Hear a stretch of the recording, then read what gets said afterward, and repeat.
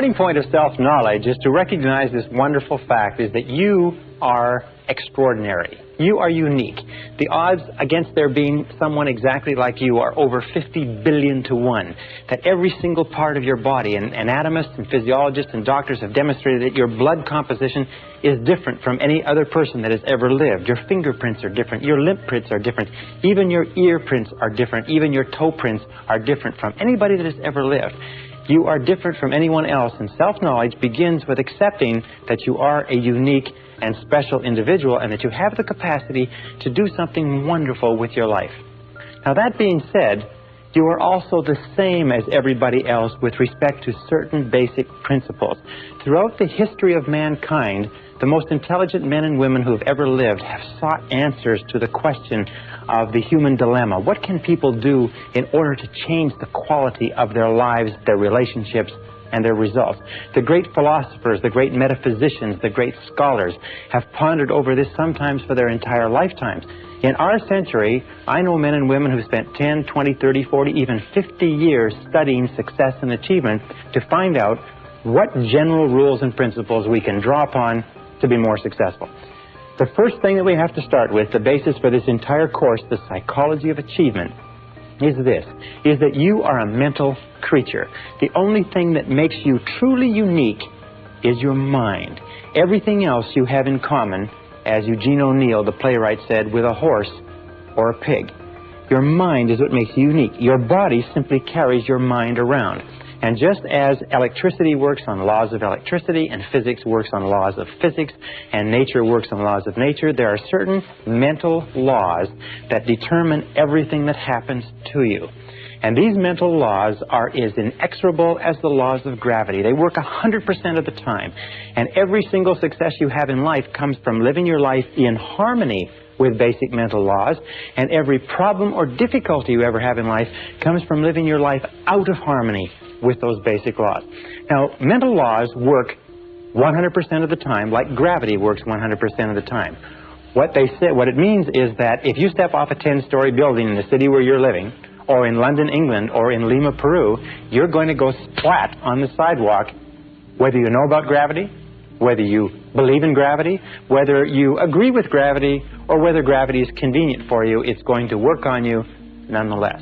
The mental laws are exactly the same, and in this course I'm going to introduce you to about 20 mental laws, some of which are more important than others, but all of which it is critical for you to understand. Now let's start with the first of the mental laws. The first mental law, and by the way, these laws have been written about and studied for century after century, and many of them have been tested in our leading universities, research institutes, and think tanks in the last few years and found to be as true as they've ever been imagined to be. The first law is what we call the law of control. Now, the law of control is very simple. It's the basic law, and we'll come back to it over and over again. It says simply this. It says that you feel good about yourself, you feel positive about yourself to the degree to which you feel you are in control of your own life. Or you feel negative about yourself to the degree to which you feel you are not in control of your own life. All you have to do is look at your life today and ask yourself, what parts of your life do you feel the best at? What parts of the life do you feel most in control? You'll find those are the places where you are the happiest. And since the supreme human good is to achieve a state of happiness, which is expressed in peace of mind and health and loving relationships, control is absolutely essential.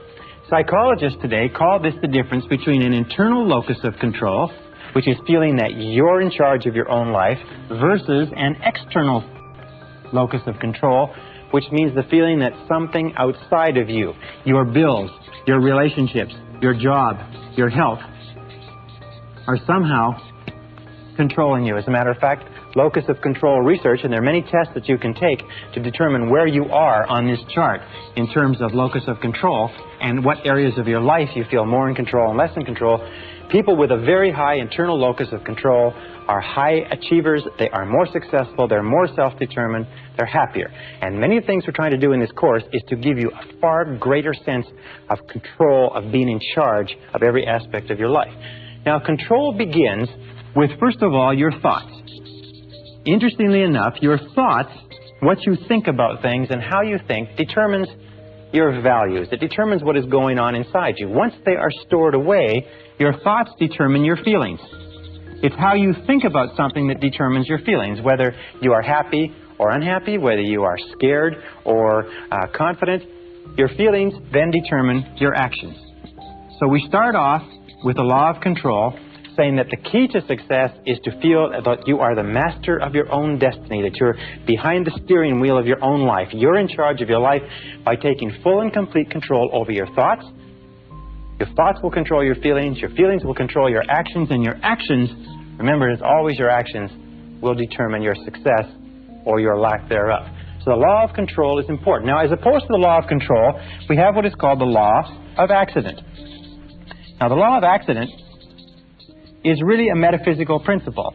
It is only a law, like a traffic law or like a legal law, to the degree to which we live by it consistently. The law of accident is what about 80% of the population live by, plus or minus. The law of accident simply says that by failing to plan, you're planning to fail. Failing to plan is planning to fail. Now, the majority of people don't believe that they're living by this, but if you look at their lives, you see that that's true. Failing to plan means planning to fail. These are the sort of people that say, well, it's not what you know, it's who you know. It's being in the right place at the right time. It's luck. It's the luck of the draw, and so on. These are people who, as a result of feeling that their life is controlled by forces outside themselves, don't have clear plans, don't have clear goals, are not working persistently and consistently day by day toward accomplishing something they want, and their lives just seem to drift and go around in circle like a ship without a rudder. Now, a person, just like a ship without a rudder, a person with no central plan is a person who has very little control. Is a person who feels that, in fact, they are out of control of their lives, like they're falling through space with no place to stop. And these people are invariably unhappy. The reason why people are negative today, the reason why people are unhappy, the reason why people are sick and frustrated, the reason why people underachieve in life is most of them are living by this law of accident. And in so doing, they have no sense of control over their lives, they have no sense of inner peace, they have no sense of happiness, and so on. Now, the next law is what is called the law of cause and effect. The law of cause and effect says that for every effect in your life, there is a specific cause. That everything that happens in the universe happens for a reason. That nothing happens by accident. That failure does not happen by accident and success does not happen by accident. That happiness or lack of happiness are a result of cause and effect relationships. That if you have an effect in your life that you want to have more of, more success, more money, more happiness, better health, you can trace it back to a cause. And what you do is you repeat and duplicate the cause. If you have an effect in your life that you want to have less of, if you have problems, difficulties, and so on, you can also trace that back to a cause. All progress in human life and human society stems back from identifying the causes of what we want more of or less of and changing the causes. Now, the law of cause and effect, of course, is the iron law of the universe. This is the law, if you like, that we can come back to over and over again, and many of our laws are paraphrases of the iron law. It's also called the law of sowing and reaping, that wherever you sow, that also shall you reap. But the iron law, the law of cause and effect, gives us a complete sense of control. If we believe that there's a cause and effect relationship, that everything happens for a reason, then we have a tremendous feeling of control in our lives. We can identify the causes, we can duplicate the causes, we can make our lives anything we want.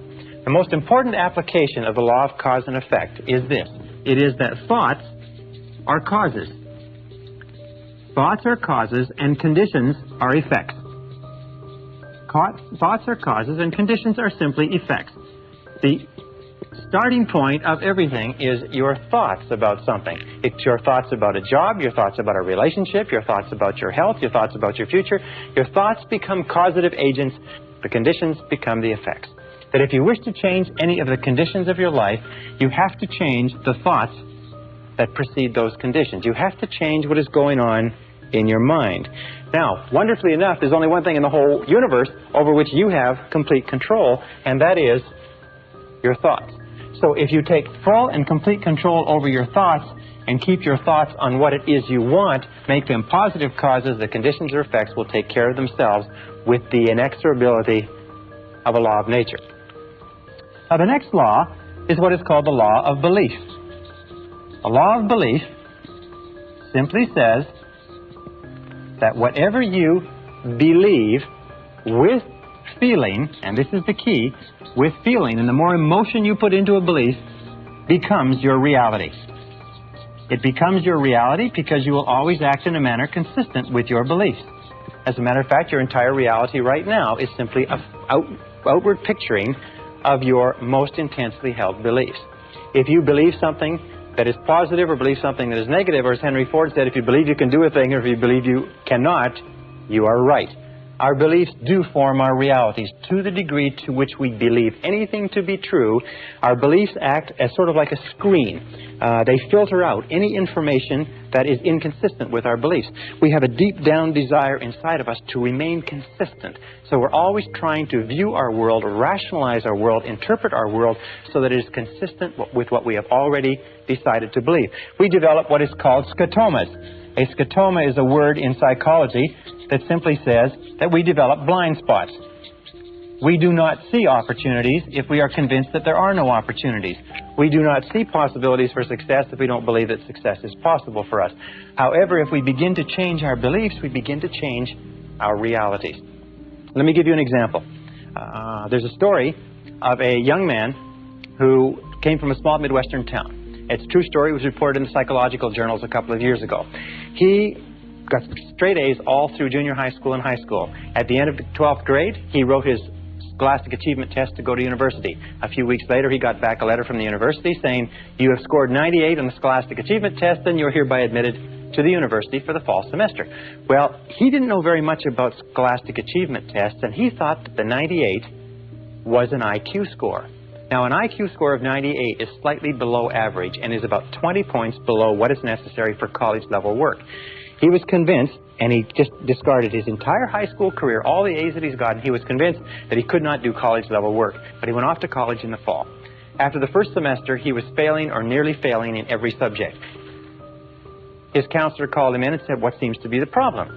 You did extremely well in high school. These courses are only 1 degree of difficulty removed from your high school courses. Are you having problems with girls? Are you having problems with drugs? Having problems adjusting? What is it?" He said, "Well, sir," he said, "I'm doing the very best I can, but you can't blame me. I've only got a 98 IQ. And the counselor had his file in front of him. He said, "What are you talking about?" He said, "Well, in my letter of admission to the university, it said that I got a 98 on the Scholastic Achievement Test." He said, "Son, that's not an IQ." They said, "That's not an IQ. That is a percentile. What that means is that you scored equal to or higher than 98% of the students in the country who wrote that test. You're one of the brightest kids in this university." Well, this young guy went out. He checked on the Scholastic Achievement Test. He found it was true that the 98 was a percentile, not an IQ. He went back to his courses, and 2 years later, he was in the top 10 in a 30,000 student university. He was leading in all of his classes. Once he changed his reality, once he changed his beliefs about his intelligence, his reality changed automatically.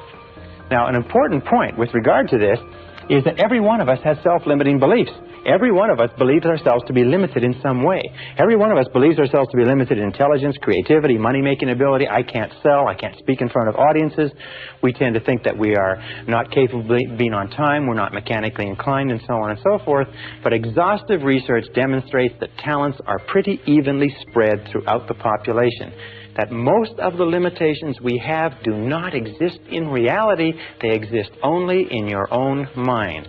And one of the starting points of great achievement is to start questioning those self-limiting beliefs and throw them off and act as if they did not exist. And when you act as if they didn't exist, lo and behold, they simply disappear. The next law is what is called the law of expectations. Now, the law of expectations is a law that has been talked about throughout all of human history. Just like in the law of belief, William James of Harvard said, "Belief creates the actual fact. As a man thinketh in his heart, or as he believeth, so is he." The law of expectations over and over said, what you expect, you get. You get not what you want, but what you expect. That your expectations, especially your expectations about outcomes, how you think things are going to turn out, become your own self-fulfilling prophecies. And Dr. Robert Rosenthal of Harvard University has done something like 300 experiments on expectations theory, on what is called experimenter theory, and he finds that your expectations have an effect on other people and events and circumstances, even if your expectations are based on totally false information. Whatever you expect with confidence In other words, if you confidently expect good things to happen, surprise, surprise, good things happen to you. If you confidently expect negative things to happen, then negative things are going to happen to you. That most successful people have developed an attitude of confidently expecting good things to happen. It's called the attitude of positive self-expectancy. It is the attitude of the winner. The winner looks for good things to happen. The winner expects to win in advance, and lo and behold, whatever you expect with confidence tends to come true, even if the information upon which your expectations is based is totally false. Now, let me give you an example of expectations. Some years ago, Dr. Rosenthal, after conducting a variety of different experiments, came to the conclusion that the expectations that teachers had of students was having a tremendous effect on their ability to learn and their grade level averages. So he put together a series of experiments, and then one major experiment, which was tremendous. He went to the San Francisco Bay Area, and at the beginning of the school year, he had the principal call in 3 teachers. The 3 teachers were told that, by the principal, as a result of teaching excellence, they had been singled out as the 3 best teachers in the school, and that they were going to be given 30 students each of the brightest students in the school identified by IQ tests at the end of the last semester. They would be able to teach these students for the entire year, and it was estimated by experts that these students would jump in scholastic achievement an average of 20 to 30% over the course of that school year. Now, the teachers were told that one of the conditions was that they mustn't tell the they mustn't tell the students, and they mustn't tell their parents. They must continue to teach the same way, and classes were carefully monitored to make sure that they taught the same way they taught before, but only they would know that they had been given 30 bright students each to teach for the whole year. The teachers were delighted. The teachers went out. They were excited about this. They worked hard with those students. They spent time after school with them. They got really, really involved in teaching more than they ever had before. And at the end of the school year, lo and behold, those 3 classes led not only the school, but the entire school district in academic accomplishment. At the end of the year, they called the 3 teachers in. They sat them down and they said, well, you've had a good year. And they said, yes, well, it was great. Those kids were so bright. They were so eager to learn. They said, well, maybe we should tell you the truth, that this was an experiment. And the fact is that the beginning of the school year, we selected the names of 90 children by lottery from the school population at large and assigned them to your class. We didn't even know what their IQs were. They said, well, that's remarkable. Well, how could it have happened that they did so well? And then they looked at each other and said, well, of course, it's because we are the 3 most excellent teachers in this school. They said, well, the other side of it was simply this, is at the beginning of the school year, we put all the teachers' names in a hat, and yours were the first 3 names that were drawn. So this is what is called a double-blind experiment. They held constant for everything but expectations. Now, the expectations on the teachers were explicit. We believe that you are excellent teachers. The expectations of the teachers on the students were implicit. They were never spoken. The teachers just treated those students as though they were really intelligent, and the students bloomed and blossomed. And in one of the classes, a student from beginning of the year to the end of the year jumped 25 IQ points. In a subsequent experiment, a student jumped as much as 27 IQ points, which is to prove that high expectations teachers bring out intelligence in students that is completely unheard of. Marva Collins, the famous teacher in the Chicago inner city, has found that if you treat students as though they're intelligent and talk to them and work with them as though they are really bright, they will absolutely astonish you in terms of academic accomplishment. All right, this brings us to the critical role of expectations in your life. First part of expectations in your life, number 1, and where expectations affect you. Expectations of your parents. We have found that we have a tendency, as adults, to try to live up to or down to the expectation of our parents all our lives. If our parents were strong and supportive and loving and kind and encouraging and really believed in us, all our lives we will strive unconsciously to live a life consistent with those expectations. If our parents were critical and condemnatory and bitched and complained and griped about our grades and so on and so forth, we will find that all of our life we'll have a tendency to hold ourselves back. So be alert to that. What were the expectations of your parents? Were they positive? Were they negative? Were they boosting or were they discouraging? And how much are they affecting you today? Second area of expectations is the expectations of your boss. In all of our studies, we have found, especially in the studies on excellence in organizations, we have found that high expectations, bosses have high performance work environments.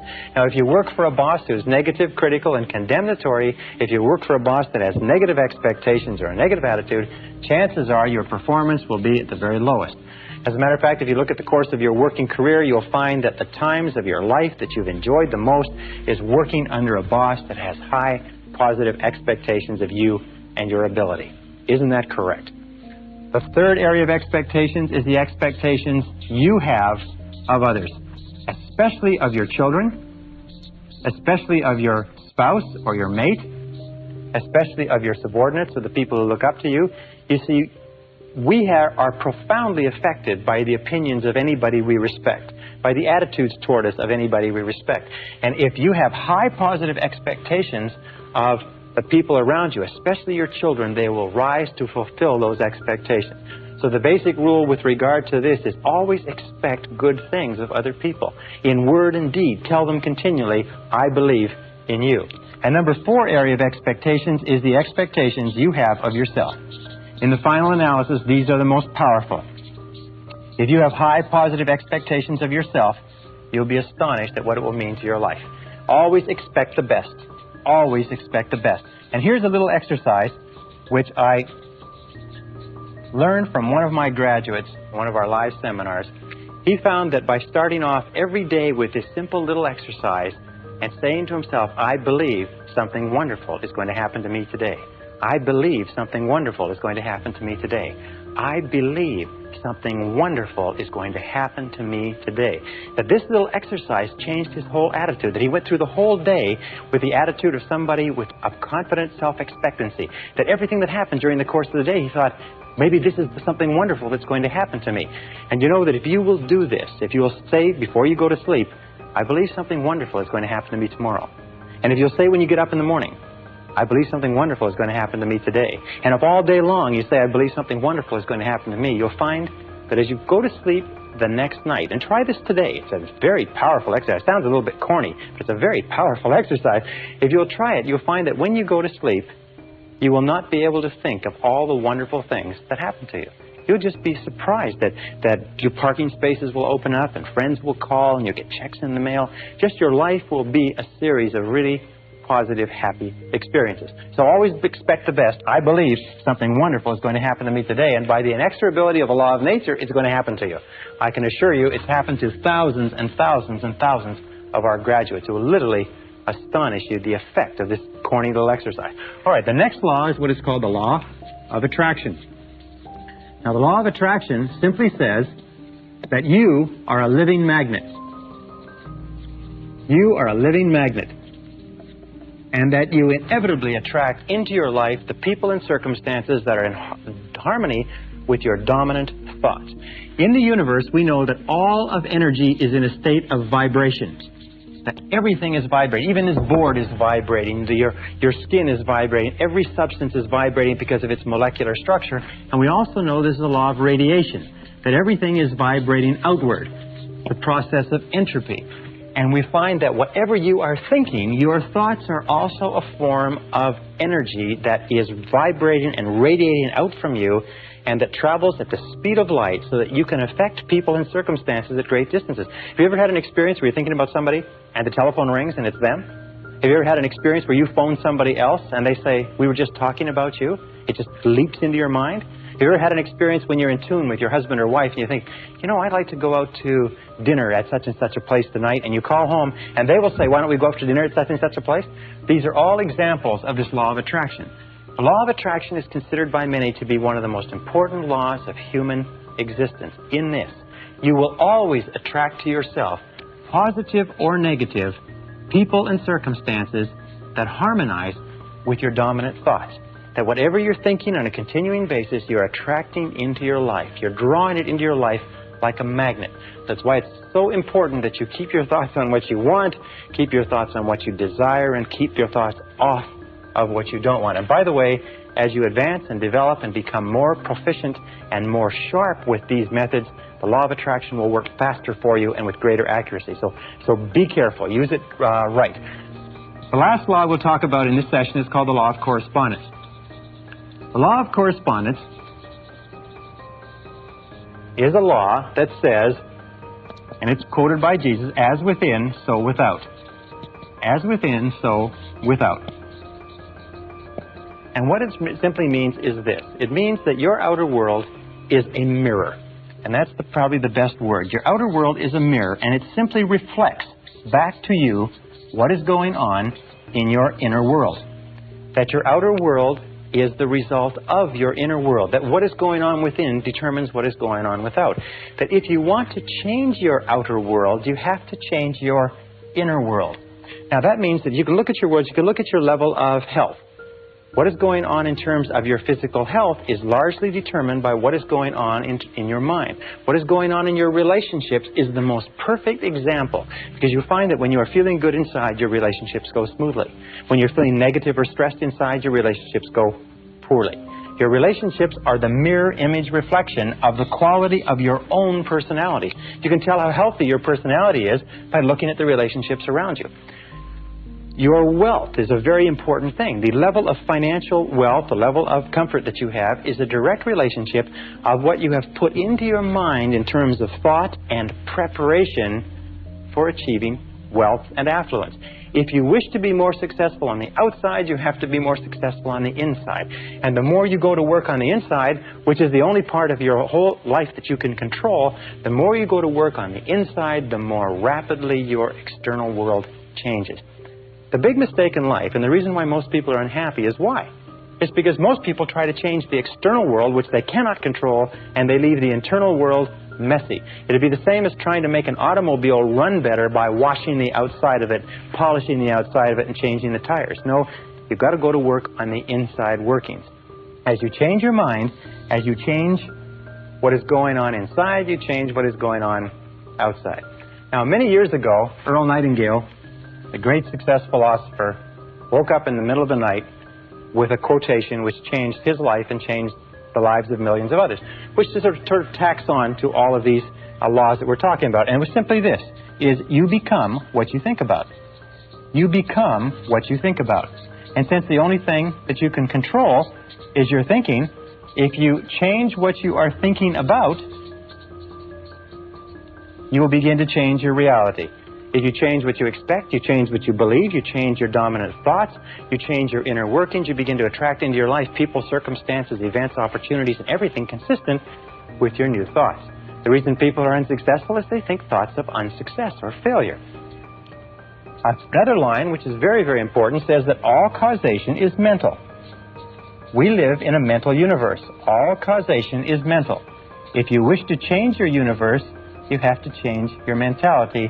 And this brings us to the most important line of all, which is simply this. And let me write it over here. If you change your thinking,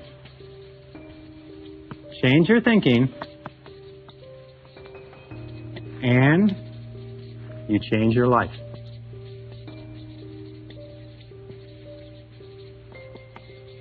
Change your thinking, and you change your life.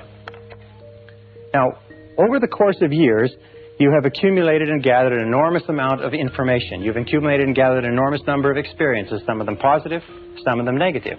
Every single one of them is stored away. Every single one of them is having an effect on what is happening to you right now.